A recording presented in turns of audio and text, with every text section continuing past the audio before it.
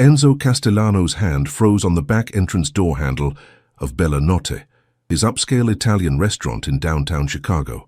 Through the crack in the door, he could hear Brad Morrison's voice cutting through the kitchen noise like a blade. "Listen here, Kaya.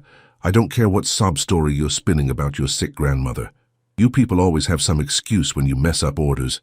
Maybe if you spent less time on your phone and more time actually working, you wouldn't be such a disappointment."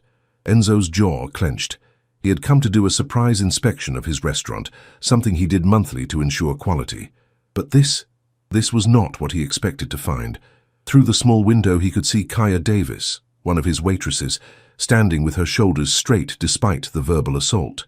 Her beautiful dark skin seemed to glow under the harsh kitchen lights, and her natural curls were pulled back in a neat bun. She wore the restaurant's black uniform with dignity, even as Morrison continued his tirade. "And another thing," Morrison sneered, stepping closer to Kaya in an intimidating manner.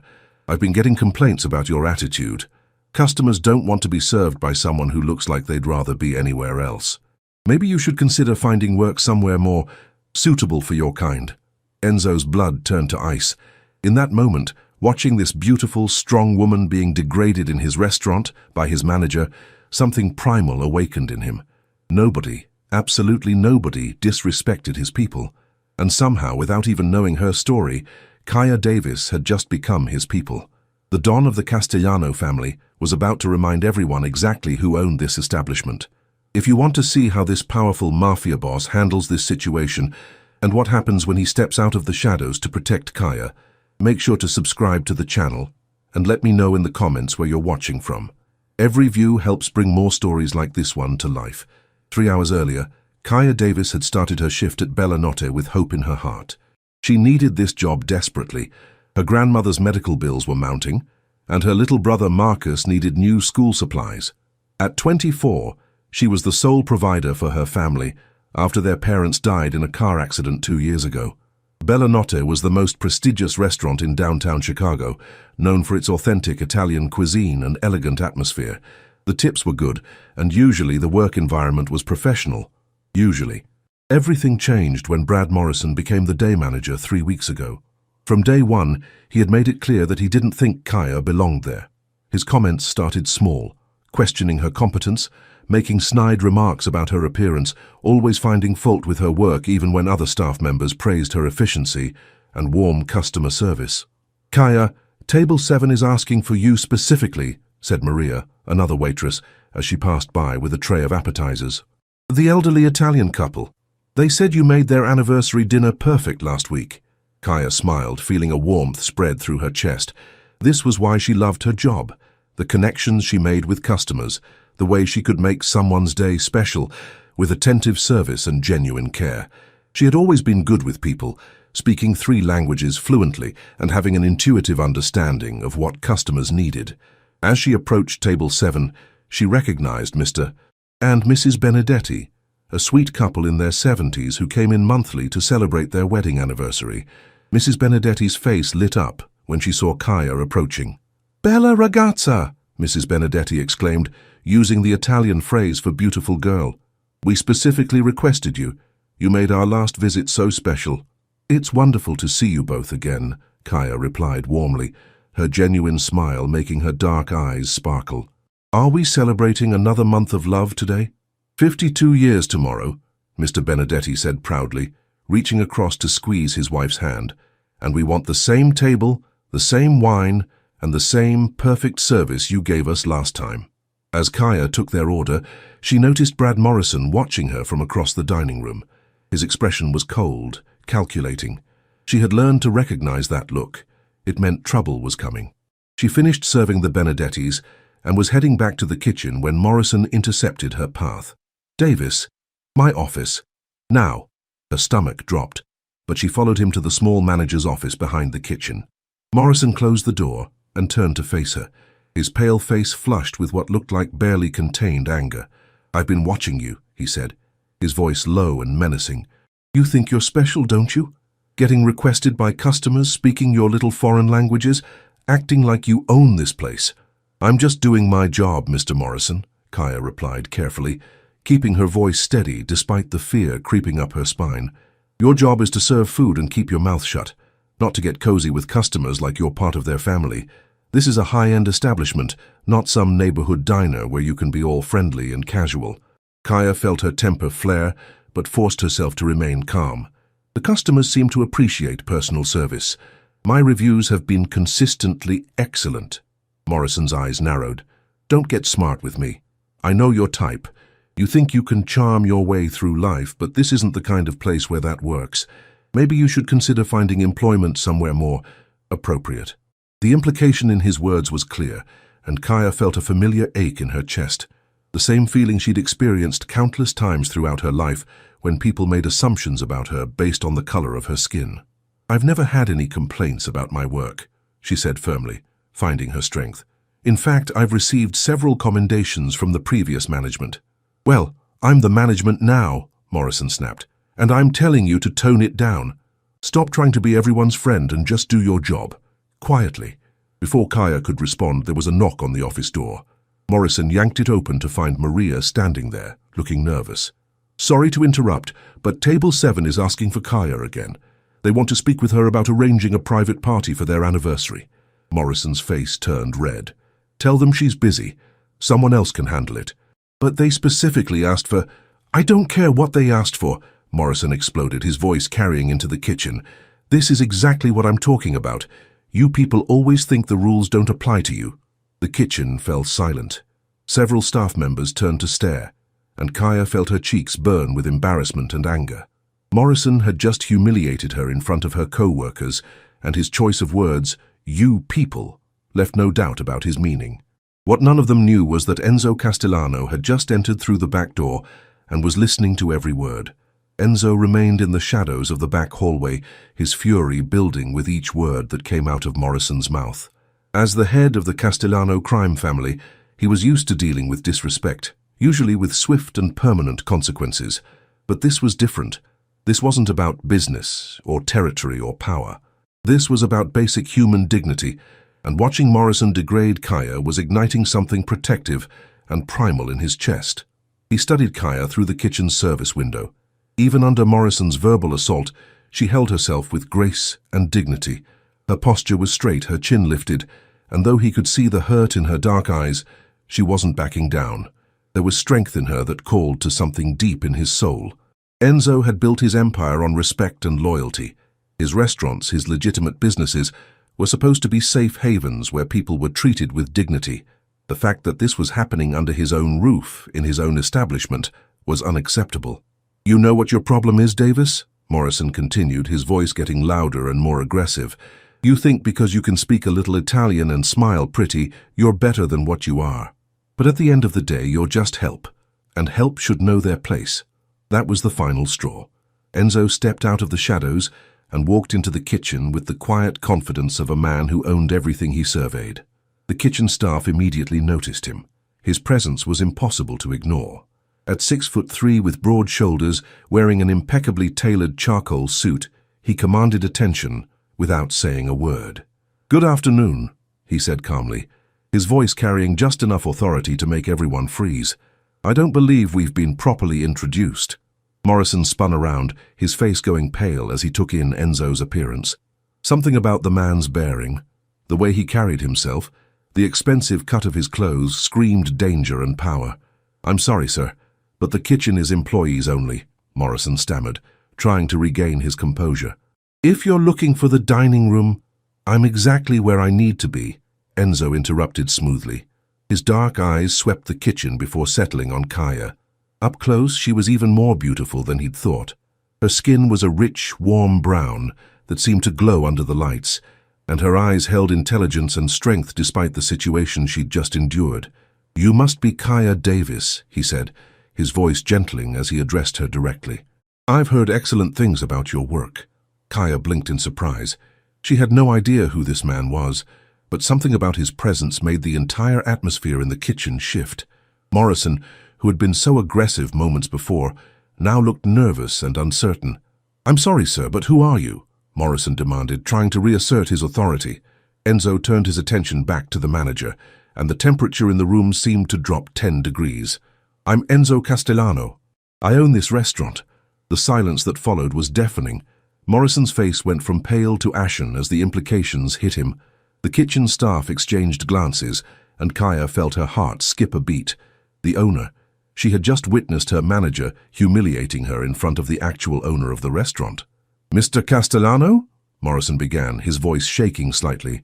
"I didn't know you were coming in today. I was just handling a personnel issue." "Is that what you call it?" Enzo's voice was deadly quiet.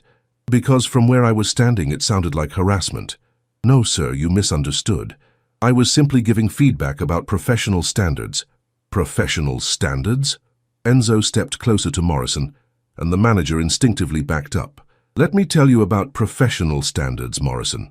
Professional standards mean treating every employee with respect.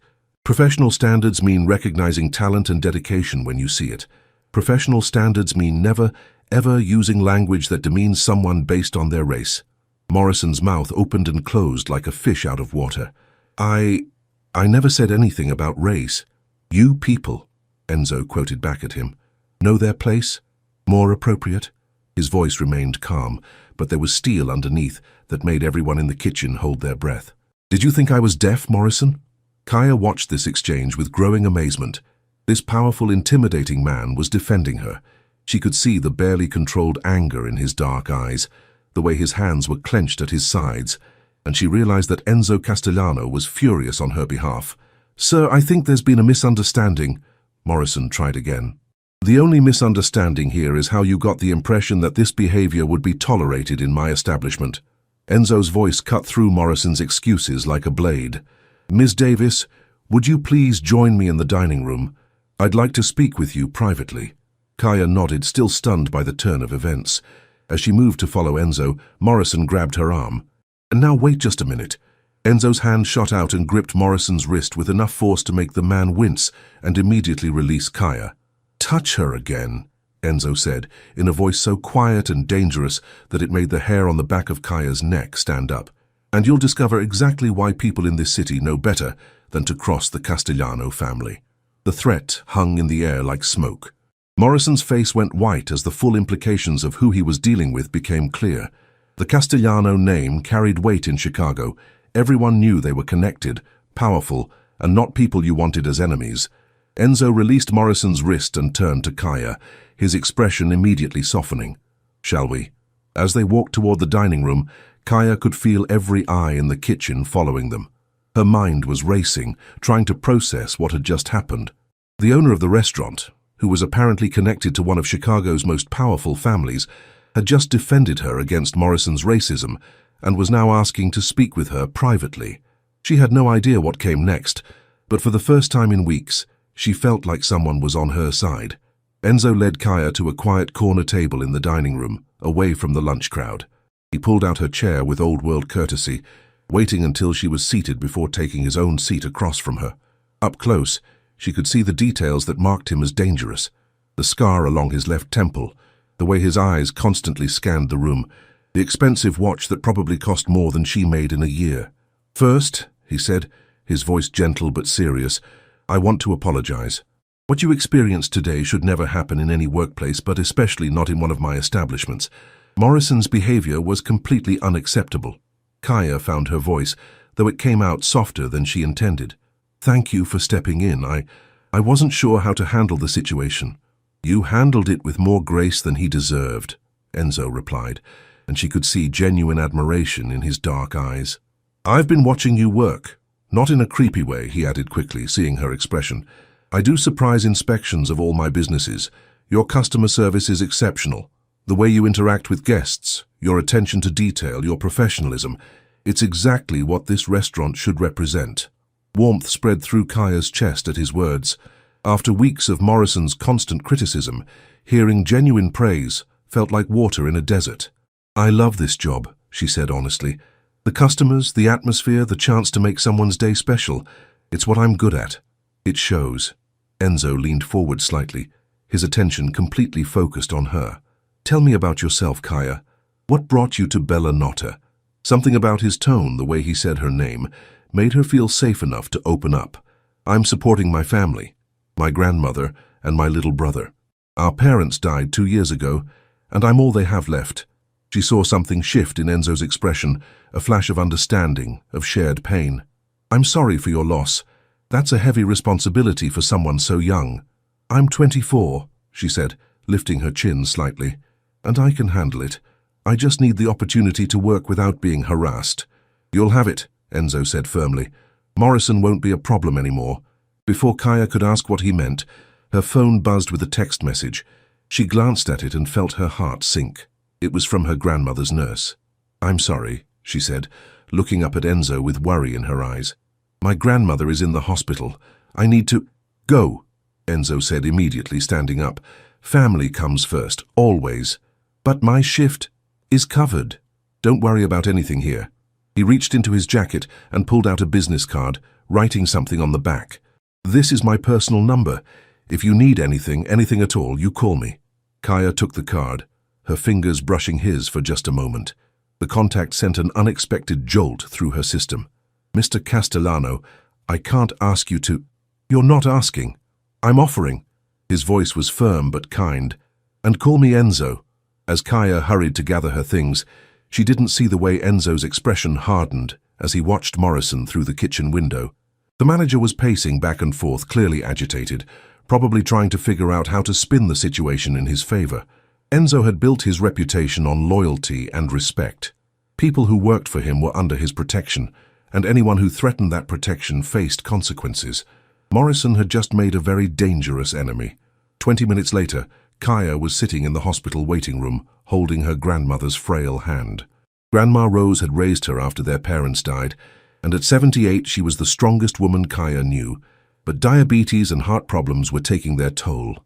How's work, baby? Grandma Rose asked weakly. It's fine, Grandma. Don't worry about that, just focus on getting better. That boy Marcus called, said he needs money for a school trip. I told him we'd figure it out. Kaya's heart clenched. Marcus was only 16, and she was determined to give him every opportunity their parents would have wanted him to have. But between the medical bills, rent, and daily expenses, money was always tight. Her phone buzzed with a text from an unknown number. How is your grandmother?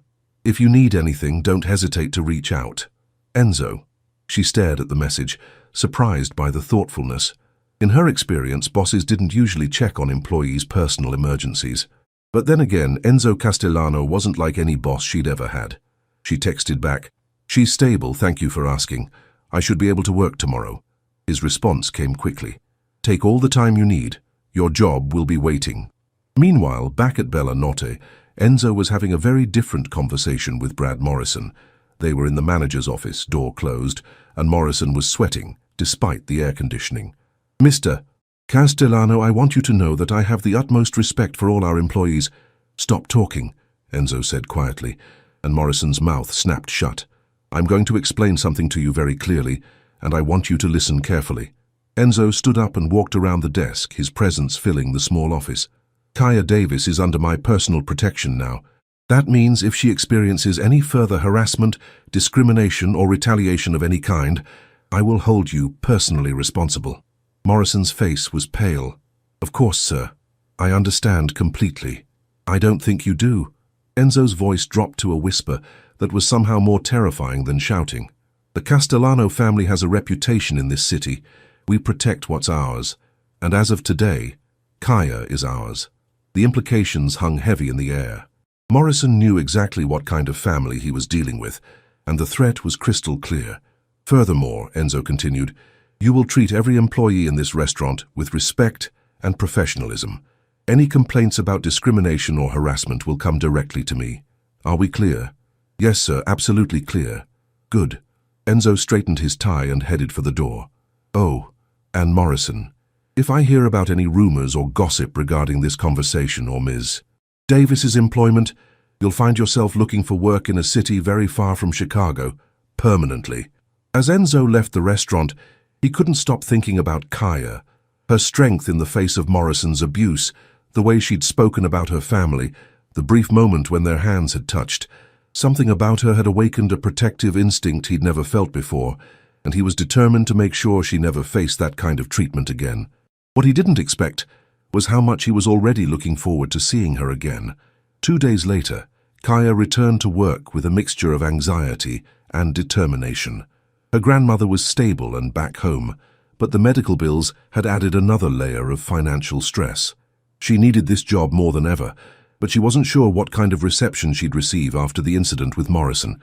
She was surprised to find that Morrison was nowhere to be seen during her shift. When she asked Maria about it, the other waitress just shrugged. He called in sick yesterday and today, probably embarrassed about what happened with the owner. Kaya spent the day working with a sense of relief she hadn't felt in weeks. Without Morrison's constant criticism and hostile presence, she was able to focus on what she did best, providing excellent service and making customers feel welcome. It was during the dinner rush that she saw him again. Enzo Castellano walked into the dining room like he owned the place, which she reminded herself he did. He was dressed in another perfectly tailored suit, this one navy blue, and he moved with the same quiet confidence that had impressed her before. Their eyes met across the restaurant, and he smiled, a real warm smile that made her heart skip a beat. He was seated at a table in her section, and she took a moment to compose herself before approaching. "Good evening, Mr. Castellano," she said professionally, though she couldn't quite hide the warmth in her voice. "Enzo," he corrected gently. "How is your grandmother?" "Much better, thank you. She's home and resting." "I'm glad to hear it." He studied her face carefully. "And how are you, really?" The question caught her off guard. When was the last time someone had asked how she was and actually wanted to hear the answer? "I'm okay," she said, then found herself being more honest. "Better than I've been in weeks, actually. It's nice to work without feeling like I'm walking on eggshells." Something dark flashed in Enzo's eyes. "You'll never have to feel that way here again. I promise you that." The intensity in his voice made her believe him completely. There was something about Enzo Castellano that made her feel safe in a way she hadn't experienced since her parents died. "Can I get you something to drink?" she asked, trying to return to professional ground. "Actually," he said, glancing around the busy restaurant, "I was hoping you might join me for a few minutes when your shift ends. If you're comfortable with that." Kaya hesitated. Everything about this situation was unusual. The owner of the restaurant asking to spend time with her, the way he looked at her like she was someone important, the protective way he'd handled Morrison, but there was something about Enzo that made her want to say yes. "I get off at 9, she said. "Perfect. I'll wait." The rest of her shift passed in a blur.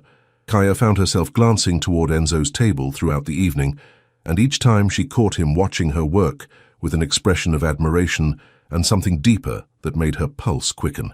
At 9 o'clock sharp, she finished her closing duties and found Enzo waiting by the front entrance. He'd loosened his tie and rolled up his sleeves, making him look slightly less intimidating, but no less attractive. "There's a cafe down the street that stays open late," he said. "Would you like to get some coffee?" They walked the 3 blocks in comfortable conversation, and Kaya was surprised by how easy it was to talk to him. Enzo asked thoughtful questions about her family, her goals, her interests, and he listened to her answers with genuine attention. The cafe was small and cozy, with dim lighting and soft jazz playing in the background. They found a corner table, and Enzo ordered coffee for both of them. "Can I ask you something?" Kaya said, wrapping her hands around her warm mug. "Anything. Why did you step in the other day? I mean, I'm grateful, but you don't even know me." Enzo was quiet for a long moment, considering his answer. "My father taught me that how you treat people who can't fight back says everything about who you are as a person. Morrison was abusing his power, and you were handling it with more dignity than he deserved." "It wasn't the first time," Kaya admitted. "He'd been making comments for weeks. I needed the job too much to make waves." "You shouldn't have to tolerate that from anyone." Enzo's voice carried an edge of anger. "No one should. Is that why Morrison hasn't been at work?" Enzo's expression became carefully neutral. "Morrison and I had a conversation about appropriate workplace behavior. I think he understood my expectations." Something in his tone made Kaya suspect there was more to that conversation than he was letting on, but she didn't press. Instead, she found herself studying his face. The strong jawline, the intelligent dark eyes, the way his mouth curved when he was thinking. "What about you?" she asked. "What made you want to own restaurants?" "Family business," he said simply. "My father believed in having legitimate enterprises alongside other interests. The restaurants give me a chance to create something positive, places where people can come together and feel welcome." "Other interests?" Enzo met her eyes directly.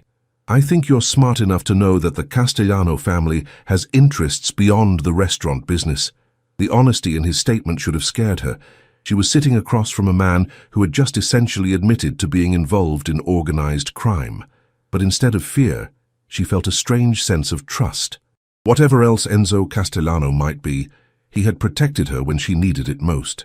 "Does that frighten you?" he asked quietly. Kaya considered the question seriously. "It should," she said finally. "But you've shown me more respect and kindness in 3 days than most people do in months. So no, it doesn't frighten me." Something shifted in Enzo's expression. Surprise, gratitude, and something warmer that made her breath catch. "You're remarkable," he said softly. "Do you know that?" Before Kaya could respond, her phone rang. The caller ID showed Marcus's number, and she felt a familiar spike of worry. "I'm sorry, I need to take this. It's my brother." "Kaya?" Marcus's voice was tight with anxiety. "I'm at the police station. I didn't do anything wrong, I swear, but they're saying I was with some guys who were shoplifting and—" "Slow down," Kaya said, her heart racing. "Which police station? Are you okay?" Enzo was watching her with concern, and when she hung up the phone, he immediately leaned forward. "What's wrong?" "My brother's been arrested. It's probably a misunderstanding, but I need to go get him." She started to stand up, her mind racing through logistics. Bail money she didn't have, a lawyer she couldn't afford. "I'll drive you," Enzo said, already standing. "You don't have to—" "Kaya." His voice was firm, but gentle. "Let me help." 20 minutes later, they were walking into the police station, and Kaya was amazed by how quickly things moved once Enzo introduced himself. Doors opened, conversations happened in hushed tones, and within an hour, Marcus was released with all charges dropped. As they drove home, Marcus kept glancing between Kaya and Enzo with curiosity and wariness. "So you're my sister's boss?" he asked from the back seat of Enzo's expensive car. "I am," Enzo replied. "And you must be the brother she's so proud of." Marcus looked surprised. "She talks about me. Constantly. She says you're the smartest person she knows." Kaya felt her heart warm at the easy way Enzo interacted with Marcus, treating him with respect and genuine interest. When they reached their small apartment building, Enzo walked them to the door. "Thank you," Kaya said, meaning it more than she could express. "For everything tonight. You don't need to thank me." Enzo's eyes were soft in the dim light. "Take care of yourself, Kaya. I'll see you at work." As she watched him drive away, Kaya realized that everything in her life had just changed. Enzo Castellano was dangerous, powerful, and completely out of her league. But he was also kind, protective, and looking at her like she was something precious. For the first time in years, she felt like someone was truly on her side. The next few weeks fell into a pattern that felt almost too good to be true. Morrison had mysteriously resigned, citing personal reasons, and the new manager, Sophia Reyes, was professional, fair, and actually seemed to value Kaya's contributions to the restaurant. More importantly, Enzo had become a regular presence in her life. He stopped by the restaurant several times a week, always finding reasons to check on operations that somehow required speaking with Kaya. Their conversations grew longer and more personal, and she found herself looking forward to his visits with an anticipation that both thrilled and terrified her. It was a Thursday evening when everything came to a head.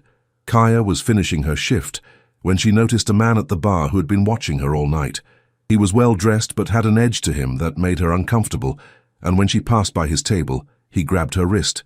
"Hey, beautiful. How about you and me go somewhere private when you get off work?" "I'm sorry, but I'm not interested," Kaya said firmly, trying to pull away. His grip tightened.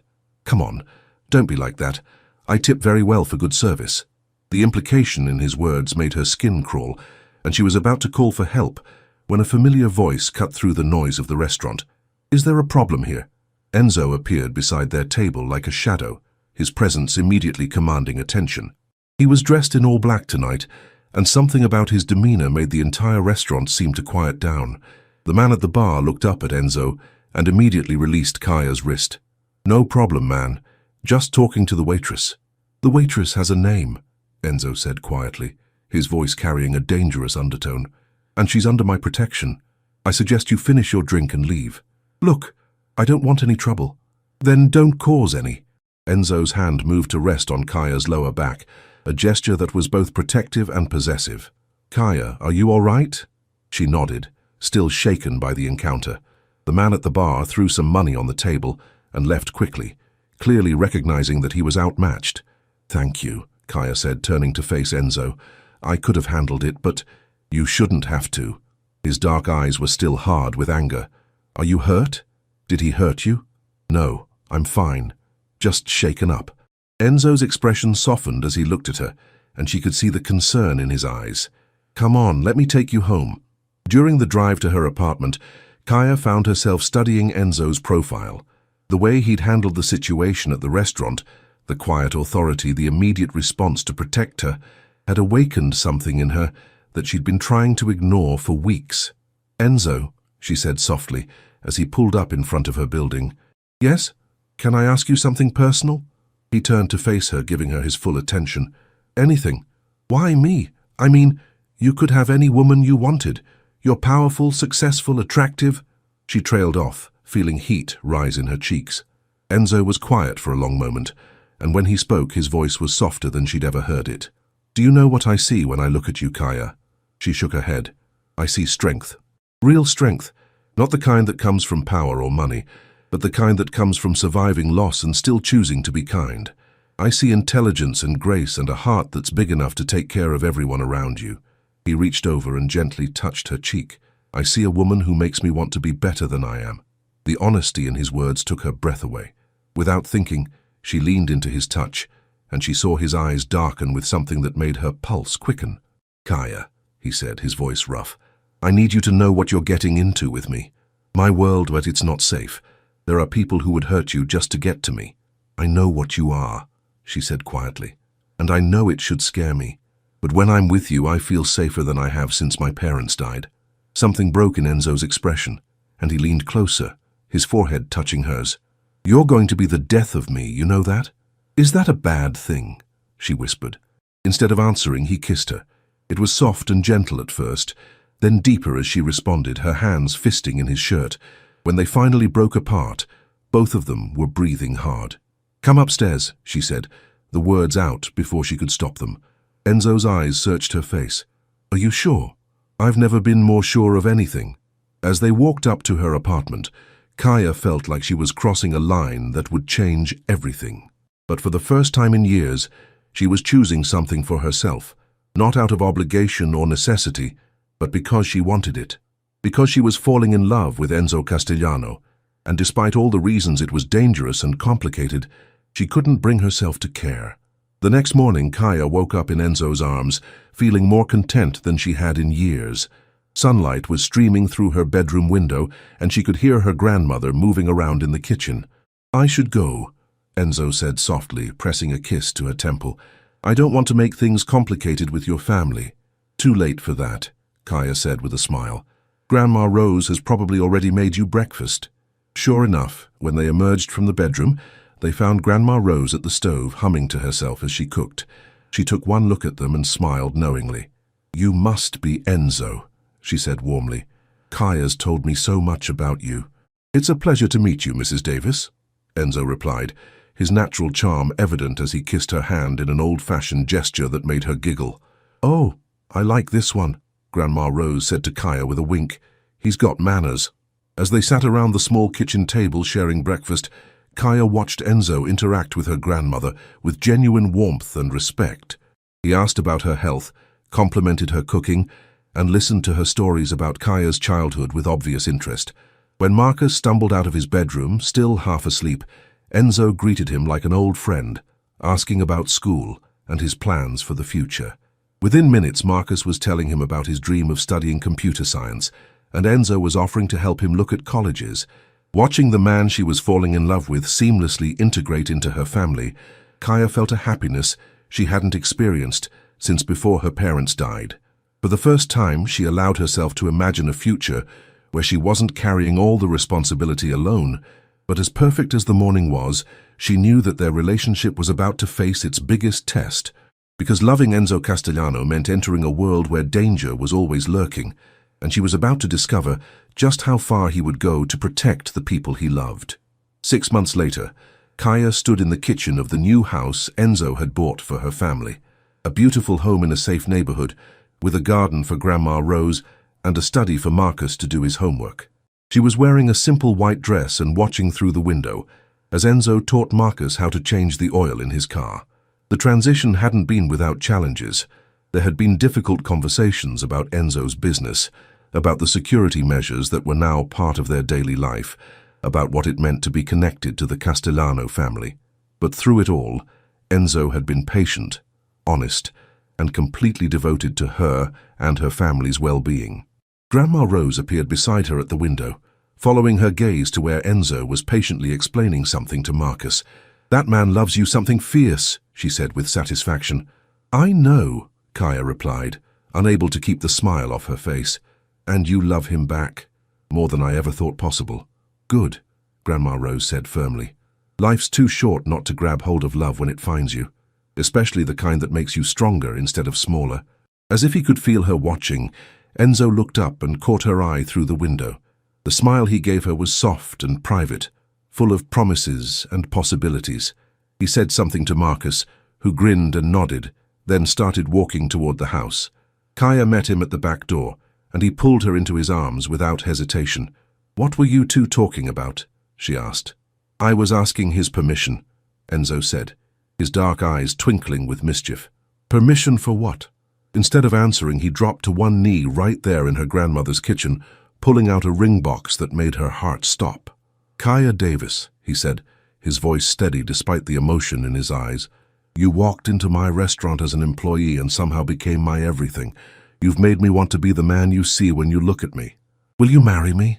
Through her tears, Kaya could hear Grandma Rose cheering in the background and Marcus whooping with excitement, but all she could focus on was Enzo, this powerful, dangerous, wonderful man who had chosen to love her and her family with everything he had.